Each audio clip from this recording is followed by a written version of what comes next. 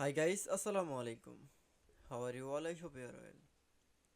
Welcome back to my channel in this new video. Today's video, how to put star bullet points in Google Docs table. So let's start it. At first, open your Docs file. Firstly, create a table and going to the insert menu option, click for the table option and create a table. Now, I can say firstly, select your any table columns and going to the bullet list menu option, then click for the star bullet point option. It's okay.